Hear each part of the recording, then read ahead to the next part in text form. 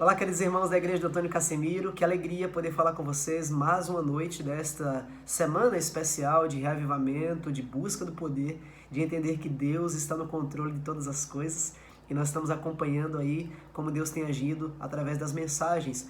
Na quarta-feira falamos sobre Abacuque e de como nós podemos desenvolver a nossa fé para estar mais perto de Deus. Ontem nós falamos sobre Pedro e entendemos que o nosso amor por Deus ele também pode ser desenvolvido e pode crescer quando colocamos todo o nosso coração nas mãos dele para nos entregar. Que Deus possa abençoar vocês hoje, neste início de sábado, nesta semana que está finalizando, uma semana a menos para a volta de Jesus, uma semana a mais para nos prepararmos e estarmos prontos para quando ele aparecer nas nuvens do céu. Tá bom? Eu quero orar com você, quero junto hoje abrir a Bíblia com você. Eu peço que você já pegue sua Bíblia nesse momento. Eu estou com a minha Bíblia aqui. Abra sua Bíblia no livro de Jó. Livro de Jó, isso mesmo. Hoje nós vamos falar deste homem de Deus, este homem que foi provado e que tem uma experiência fantástica. Então, nesse momento, abra sua Bíblia no livro de Jó, no capítulo 1, e nós vamos então fechar os nossos olhos e vamos falar com o nosso Deus. Tá bom? Vamos orar? Oremos. Querido Deus, louvado, exaltado e glorificado seja o nome do Senhor. Obrigado porque esta noite a tua igreja se encontra reunida para mais uma vez escutar a tua voz. A tua igreja se encontra reunida nesse momento para escutar do Senhor qual mensagem o Senhor tem para nos trazer hoje. Estamos com a Bíblia aberta, mas não queremos que o homem fale, não queremos que seja apenas o pastor falando, mas queremos ouvir de fato da boca de Deus as palavras para o nosso coração. Abençoa a leitura e fica conosco. Nós oramos no nome de Cristo Jesus. Amém. Pegue sua Bíblia e vamos ler juntos Jó capítulo 1, dos versículos 1 a 3. Ok? Vamos ler? Diz assim: Na terra de Uz vivia um homem chamado Jó. Ele era um homem íntegro e justo. Ele temia a Deus e se desviava do mal. Tinha ele 7 filhos e 3 filhas, possuía 7.000 ovelhas, 3.000 camelos, 500 juntas de bois e 500 jumentos, e tinha muita gente ao seu serviço. Ele era o homem mais rico do Oriente. É interessante, queridos amigos, que o livro de Jó, ele foi o primeiro livro da Bíblia a ser escrito. Segundo os especialistas bíblicos, o livro de Jó possivelmente foi escrito por Moisés, e ele foi escrito antes de Moisés escrever o Pentateuco, antes mesmo dele escrever o Gênesis, ele escreveu o livro de Jó. Mas é interessante que o livro de Jó, ele é considerado uma miniatura do grande conflito. E para entender o livro de Jó, eu preciso primeiro entender os 2 primeiros capítulos do livro de Jó. E a essência dos 2 primeiros capítulos do livro de Jó está nesses 3 primeiros versículos que nós acabamos de ler. É interessante que a Bíblia diz que na terra de Uz vivia um homem chamado Jó. É interessante que a gente esperaria que Moisés usasse outras palavras para se referir a Jó aqui. Eu acho que se eu fosse escrever essa história, eu poderia dizer assim, olha, na terra de Uz vivia um super-homem chamado Jó. Esperaríamos que Moisés falasse que Jó era um homem extraordinário, um homem com uma fé e corações muito diferentes do nosso. Mas não. Moisés começa dizendo que Jó era simplesmente um homem. Na terra de Uz vivia um homem chamado Jó. Sabe o que isso significa, amigos? Moisés queria que eu e você entendêssemos que Jó não era diferente de nenhum de nós. Jó tinha as mesmas dificuldades para permanecer fiel. Jó, ele tinha tentações. Jó, ele não era diferente de você, nem de mim. Jó era um homem, um simples homem, que passava pelas mesmas lutas, batalhas, alegrias e lágrimas. Apenas um homem, mas um homem que decidiu entregar a sua vida a Deus. E é interessante que o livro de Jó, ele não foi escrito para falar de Jó, ele não foi escrito para falar da experiência deste homem, mas o livro de Jó, ele diz mais respeito acerca sobre o Deus de Jó, o Deus que Jó servia. A grande questão não era o homem, mas o Deus desse homem. E o Deus desse homem pode ser o seu Deus. O Deus de Jó é o mesmo ontem, hoje e o será para sempre. O Deus de Jó, que permaneceu ao lado dele, mesmo no sofrimento, é o Deus que está ao nosso lado em todo e qualquer momento. Querido amigo, querido irmão, Jó era apenas um homem, mas o Deus de Jó é extraordinário. O Deus de Jó pode ser o seu Deus, o meu Deus, e as vitórias de Jó podem ser experimentadas por mim e por você. Entenda, nós somos simples mortais, pecadores, imperfeitos, injustos, mas o nosso Deus é extraordinário, Ele é perfeito, santo. E a diferença não está em quem nós somos, mas está em quem Deus é. E o livro de Jó foi escrito para falar acerca desse Deus. E é interessante, amigo, que se você notar para os primeiros versículos deste livro que nós acabamos de ler, esse livro ele conta as 3 riquezas que Jó tinha. E eu quero ler novamente com você esses 3 primeiros versículos. Vou repetir novamente os 3 primeiros versículos. Aqui diz assim, olha: na terra de Uz vivia um homem chamado Jó. Ele era íntegro e justo, temia a Deus e se desviava do mal. Tinha 7 filhos e 3 filhas. Possuía 7.000 ovelhas, 3.000 camelos, 500 juntas de boi, 500 jumentos. Tinha muita gente a seu serviço e era o homem mais rico do Oriente. Se você perceber, querido amigo, o versículo 1, o versículo 1, ele fala da primeira riqueza de Jó, que era a riqueza espiritual. A Bíblia diz que Jó era íntegro, temia a Deus, reto, se desviava do mal. Jó era rico no aspecto espiritual. O segundo versículo diz que Jó ele era rico no aspecto familiar. Se você ler mais à frente, você vai ver que Jó ele orava pelos seus filhos, ele intercedia pela sua família. Jó tinha uma linda família com 10 filhos. Jó era rico no aspecto familiar. Mas o versículo 3 diz que Jó também era rico no aspecto material. Ele era o homem mais rico do Oriente, possuía bois, camelos, ovelhas. Jó tinha servos e servas. Jó era rico no aspecto material. E eu quero que você aprenda essa noite, querido amigo, que nós não precisamos ter medo de pedir a Deus para sermos ricos nessas 3 áreas. Essas 3 riquezas são as que Deus promete para os seus filhos. Deus promete riqueza espiritual, Deus promete riqueza familiar e Ele promete também, em devidas proporções, a riqueza material. Não tenha medo de pedir a Deus por sua vida espiritual. Não tenha medo de orar a Deus, pedindo para Deus fortalecer a tua comunhão, a tua fé. Não tenha medo. Não tenha medo também de orar a Deus pedindo para a sua riqueza familiar, pelos seus filhos, pelo seu casamento, pelo seu relacionamento com seus pais. Não tenha medo de pedir isso. Não tenha medo também de pedir a Deus um bom emprego. Não tenha medo de pedir a Deus um bom salário, sucesso profissional. Você tem liberdade diante de Deus de pedir essas 3 riquezas. A riqueza espiritual, a riqueza familiar e a riqueza material. Mas escute uma coisa que eu quero dizer. Deus tem um caminho para dar riqueza aos seus filhos. E não há riqueza na Bíblia se você não estiver disposto a pagar o preço por ela. Como assim, pastor Tiago? Me mostre um homem que é um exemplo de fé. E eu vou mostrar que esse homem todos os dias, quando ele acorda, a primeira coisa que ele faz é buscar ao Senhor. Que ele passa minutos e talvez até horas lendo a Bíblia, orando, pedindo perdão pelos seus pecados, buscando fortaleza espiritual. Você quer riqueza espiritual? Você tem que pagar o preço. Você tem que buscar a Deus, você tem que se dedicar. Você vai precisar talvez dormir mais cedo, para acordar mais cedo para buscar o Senhor. A tragédia das pessoas, amigos, é querer a riqueza, mas sem pagar o preço. É querer ser um homem e uma mulher de fé, mas sem querer ler a Bíblia e orar.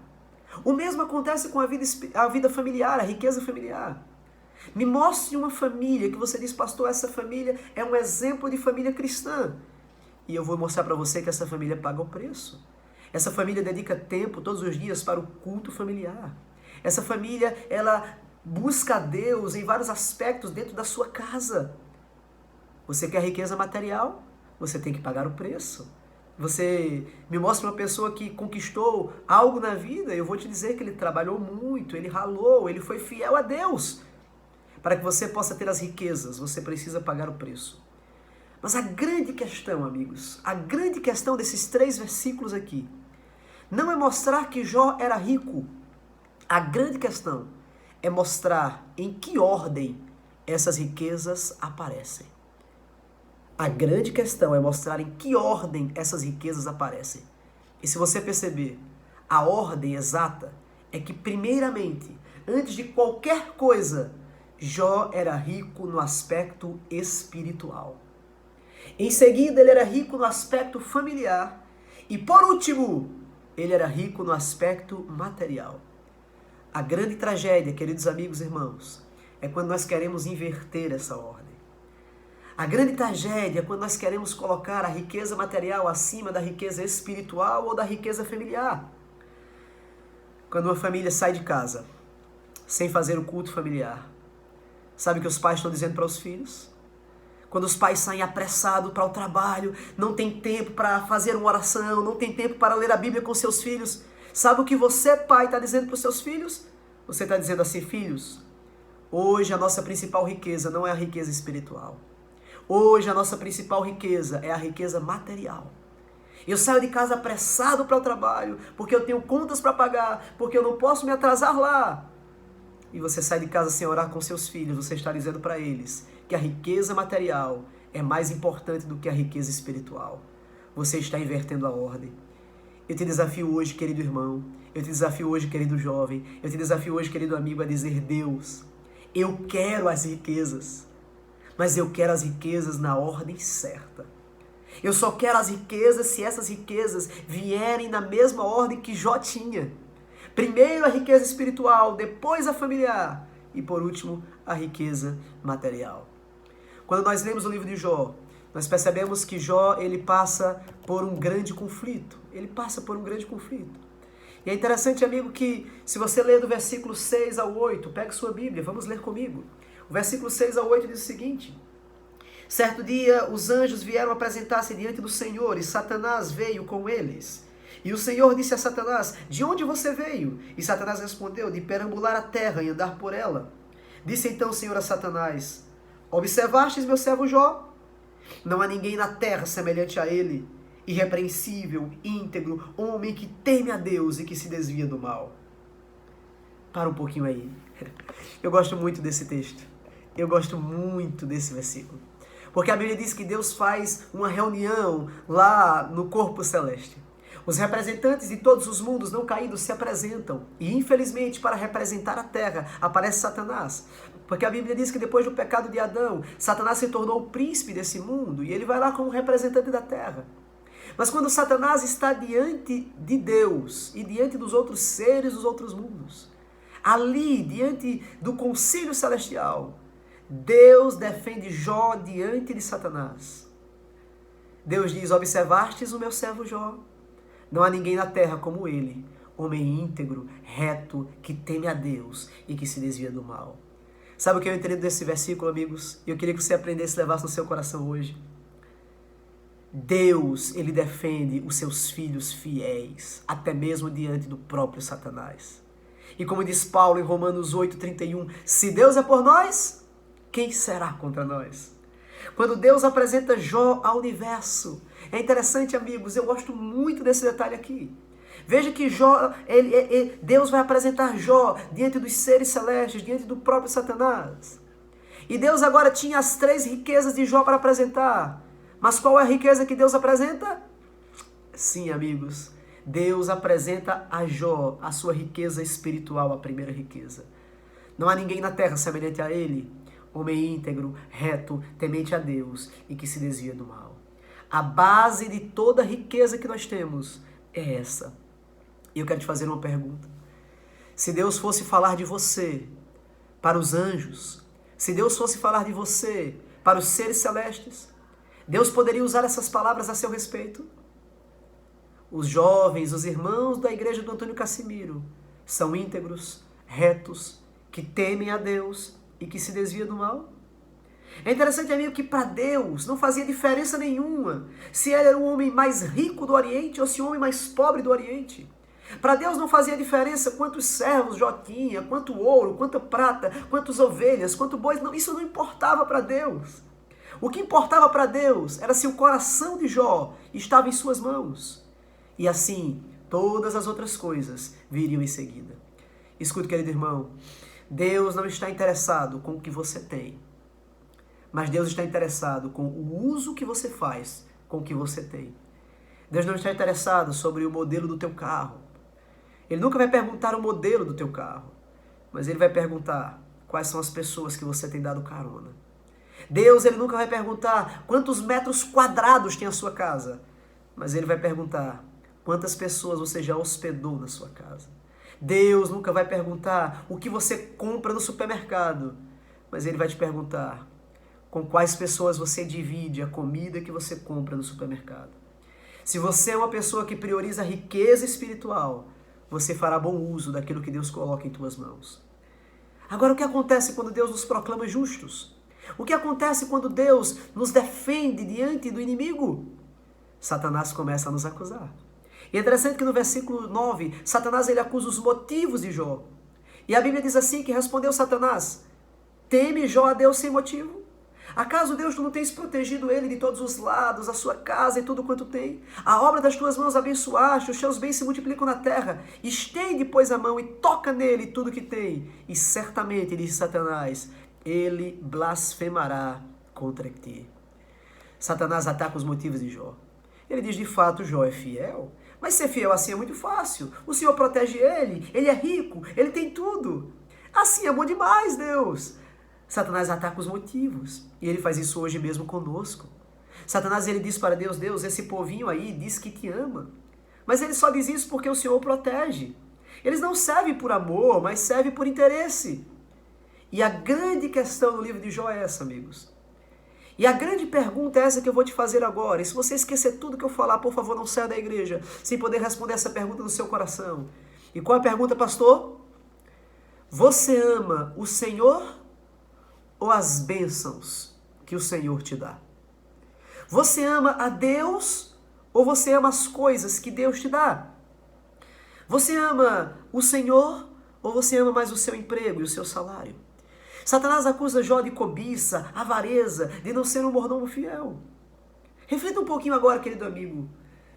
Se você não tivesse o que você tem hoje, mesmo assim você continuaria servindo a Deus? Se você não tivesse o emprego que você tem, se você não tivesse a família que você tem, se você não tivesse todas as facilidades que Deus concede às tuas mãos, você continuaria servindo a Deus? Por que é que você guarda o sábado? Por que é que você devolve o dízimo? Por que é que você é fiel a Deus? Você é fiel a Deus pelas bênçãos que Deus dá? Ou simplesmente por quem Deus é? E é interessante, amigos, que se você começar a ler agora o restante do capítulo 1 do livro de Jó, você começar a perceber que Deus permitiu que Satanás atacasse seu filho. E Jó começa a perder tudo o que ele tinha. Jó, ele começa a perder tudo o que ele tinha. A Bíblia diz que Jó estava em casa quando de repente os servos começam a aparecer. E é interessante que se você ler agora do versículo 14 a 17, a Bíblia diz que a primeira riqueza que Jó perde é a sua riqueza material. A Bíblia diz no versículo 14 que um mensageiro apareceu e disseram, olha, os teus bois e jumentos estavam pastando, mas vieram os homens, atacaram e levaram embora. Mataram os teus empregados. No versículo 16 diz que chegou outro empregado e disse, fogo caiu do céu e queimou as ovelhas e todos os empregados, eu fui o único que escapei. E no versículo 17 diz que chegou outro mensageiro e disseram, vieram 3 bandos e atacaram os camelos e levaram embora. Mataram todos os empregados e eu fui o único que sobrei. Jó perdeu a sua riqueza material. No versículo 18 e 19 agora diz que Jó perde a sua riqueza familiar. O mensageiro chega dizendo que os seus filhos estavam todos reunidos. Todos os filhos reunidos, quando de repente a casa desabou. E todos os seus filhos morreram. Mas o que eu acho mais fantástico, amigos, aqui, mais fantástico aqui, é que Jó, ele perde a sua riqueza material. Jó, ele perde a sua riqueza familiar. Mas em hipótese alguma, Jó perde a sua riqueza espiritual. Leia comigo o que diz o capítulo 1, versículo 20 de Jó. Eu acho esse texto muito bonito. Jó, capítulo 1, versículo 20, diz o seguinte. Ao ouvir isso, Jó levantou-se, rasgou o seu manto, raspou a cabeça. Então lançando-se por terra, adorou. Lançando-se por terra, adorou. Você consegue imaginar que extraordinária a vida desse homem? Esse homem perdeu tudo o que tinha. Perdeu toda a sua riqueza material, perdeu seus filhos, perdeu talvez todas as razões que ele tinha para ser feliz, mas o versículo 20 diz que ele se prostrou diante de Deus e ele adorou. Todo o livro de Jó agora, do capítulo 2 até o capítulo 40, é Jó dizendo assim: Deus, eu perdi a riqueza material, eu perdi a riqueza familiar, mas a vida espiritual ninguém toma de mim. Escuta o que eu vou lhe dizer, querido amigo. O inimigo, ele pode tocar na sua vida material. Ele pode talvez tocar no teu emprego. Ele pode tocar talvez naquilo que você demorou tempo para acumular. O inimigo, ele pode atuar na tua vida familiar. Ele pode atuar dentro do teu casamento. Ele pode atuar dentro da vida dos teus filhos. Ele pode fazer coisas que você nunca pensou dentro da tua família. O inimigo, ele pode fazer isso. Mas em hipótese alguma, ele pode tocar na tua vida espiritual. Apenas se você permitir. No versículo 21, a Bíblia diz que Jó disse: Nu saí do ventre da minha mãe e nu tornarei para lá. O Senhor deu e o Senhor o tomou. Bendito seja o nome do Senhor. Sabe o que Jó está dizendo aqui? Jó disse assim: quando eu tinha tudo, eu honrei a Deus. Quando os celeiros estavam cheios, eu honrei a Deus. E agora que eu perdi tudo, eu vou abandoná-lo? Em hipótese alguma. A minha fidelidade não funciona só na prosperidade, mas a minha fidelidade funciona na dificuldade. Escuta o que eu vou lhe dizer aqui, eu vou abrir um parênteses muito especial para os tempos que estamos vivendo. É na crise que a nossa fidelidade se revela. Essa semana de oração tem como tema: Deus está no controle. Sabe, amigos, vivemos uma crise sem precedentes. Pandemia, doenças, morte, sofrimento. Vivemos uma crise familiar, uma crise política. Vivemos crise de todos os lados, mas é nas crises que a tua fidelidade e a minha se revela. É na crise. Você sabe quantos anos Jó tinha quando veio a crise? Não. Porque Jó só se tornou conhecido depois da crise. Você não sabe nada dos 500 anos que Noé tinha antes do dilúvio. Mas você sabe tudo o que aconteceu quando ele veio o dilúvio, porque é nas crises que os fiéis aparecem. O ano 2021 está começando. É um ano que tem perspectivas de ser tão desafiador quanto 2020. É um ano que enfrentaremos as mesmas ou talvez dificuldades maiores do que o ano passado. Mas é esse ano que Deus está buscando seus fiéis na terra da igreja do Antônio Casimiro. Deus está buscando você, sua família, o seu coração. A fidelidade a Deus funciona quando enfrentamos crises. Deus prova a nossa fidelidade quando a gente tem que segurar um caixão de um familiar e levar para o cemitério. Quando a gente tem que passar no RH porque vamos perder o emprego. Quando as coisas não acontecem do jeito que a gente quer, é nesse momento que os fiéis aparecem. E eu pergunto a você, você está disposto a adorar a Deus assim como Jó adorou? Você está disposto a adorar a Deus como esse servo de Deus adorou? Jó passou por sofrimento. E a pergunta que fica essa noite para eu partir para o final da minha mensagem é: onde está Deus quando sofremos? Onde está Deus quando passamos por dificuldades? E talvez eu fale para alguém aí que está na igreja assistindo, ou talvez na sua casa, que esteja passando por um momento de profunda dificuldade. Dificuldade material, dificuldade familiar, ou talvez e principalmente dificuldade espiritual. E talvez você já fez a pergunta: Senhor, onde tu estás? Por que o Senhor não aparece logo e resolve essa minha vida? Por que eu tenho que sofrer assim? Por que eu tenho que passar por tamanhas dificuldades? Onde está Deus quando nós sofremos? Quando uma tragédia acontece, quando inocentes sofrem. O livro de Jó, amigos, o livro de Jó, ele foi escrito para mostrar que a origem de todo sofrimento não é de Deus. A origem de todo sofrimento é do inimigo de Deus, o Satanás.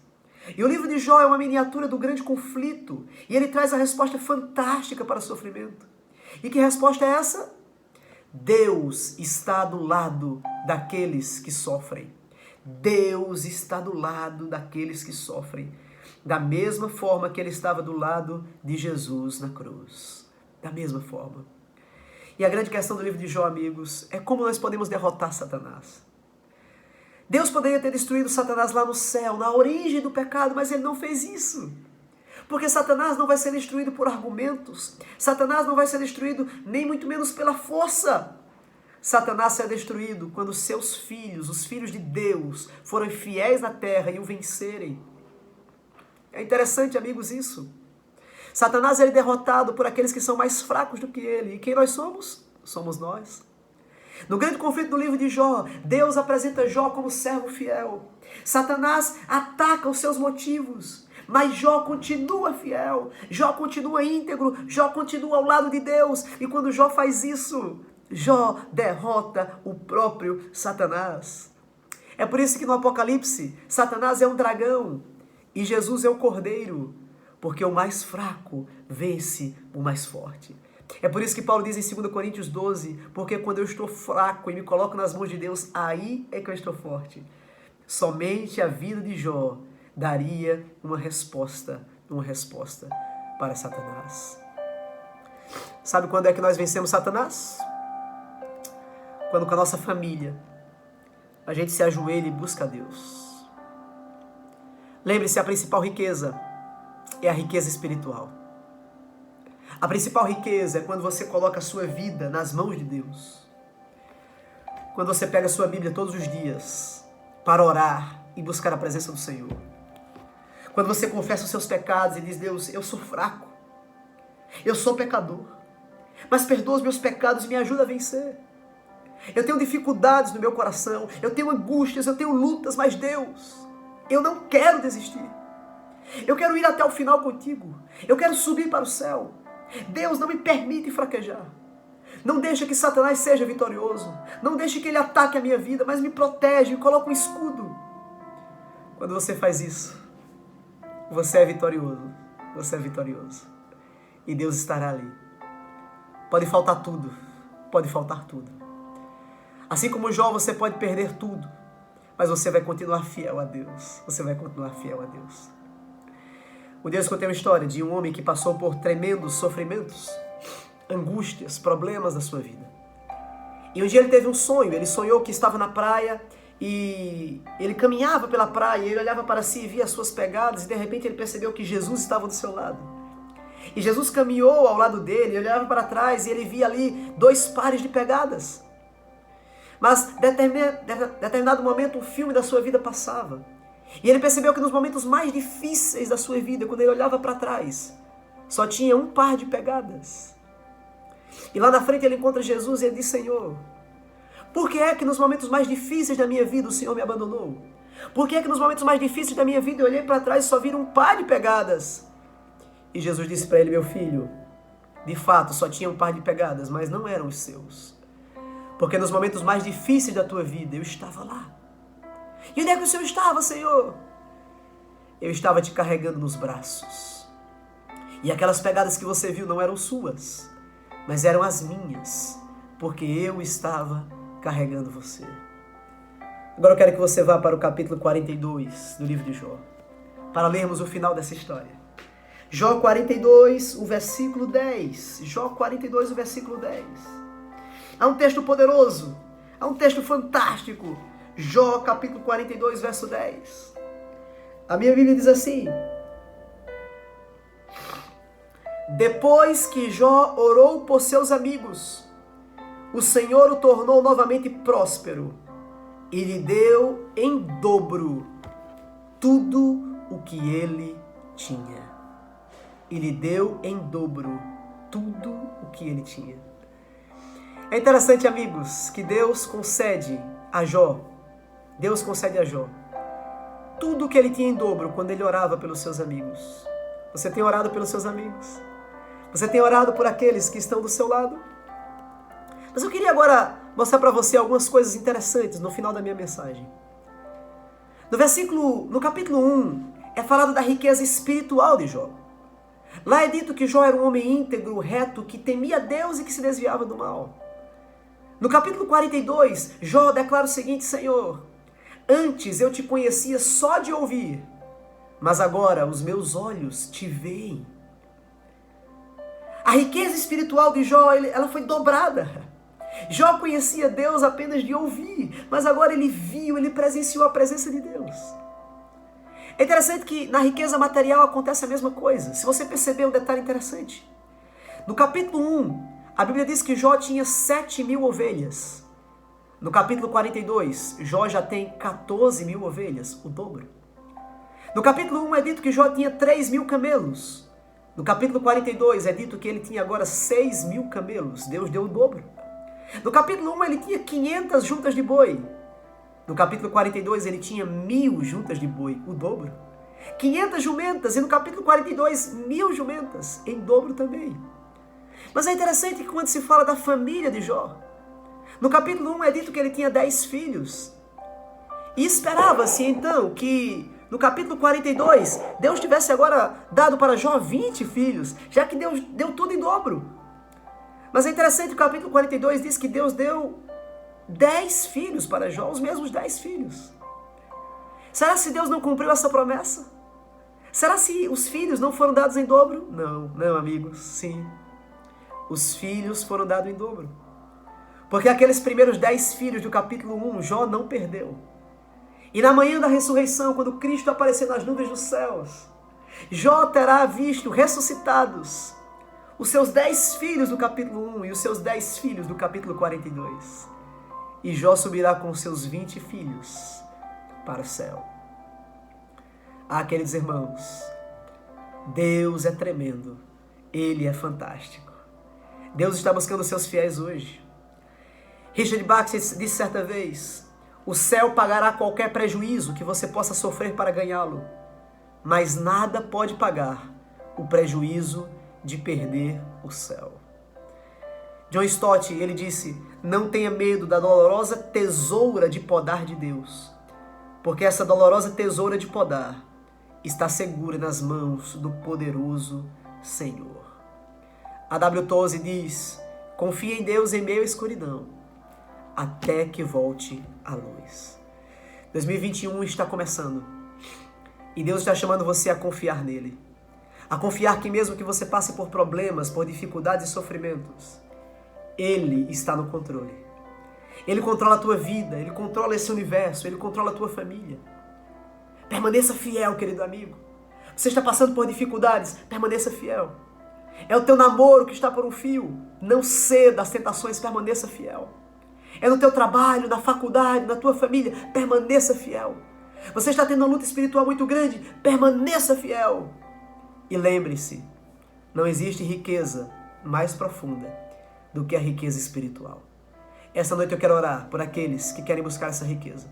Para você que quer dizer para Deus: Deus, eu quero ser próspero, eu quero ter uma família feliz, eu quero muitas coisas, mas a principal coisa que eu quero te pedir hoje é comunhão contigo. A principal coisa que eu quero pedir hoje é estar na tua presença, é estar ao teu lado. Deus, eu quero riqueza espiritual. Se esse é teu desejo, aí onde você estiver, fique de pé. Eu quero orar por você, pela tua família, pelos teus amigos. Esteja em casa ou na igreja, nesse momento, se coloque na presença de Deus. Fique de pé. E eu quero orar por você. Vamos orar? Senhor Deus, hoje, ó Pai, Hoje nós aprendemos que o Senhor deseja que sejamos prósperos. Mas a principal riqueza que nós temos que buscar é a riqueza espiritual. É te buscar todos os dias para, assim como Jó, sermos considerados íntegros, retos, tementes a Deus e que se desvia do mal. Nos ajuda nessa caminhada, Senhor. Nos ajuda nessa batalha. Guia a nossa vida, conduz a tua história. Que teu nome seja louvado e exaltado através da nossa vida. E que no céu possamos ter toda a recompensa deste mundo por sermos fiéis aqui na terra. Abençoe todos que te buscaram, estão na igreja hoje. Que teu nome seja louvado e exaltado. Nós oramos em nome de Cristo Jesus. Amém. Que Deus te abençoe, amigo. Foi um prazer estar contigo essas 3 noites. Que você tenha um final de semana abençoado.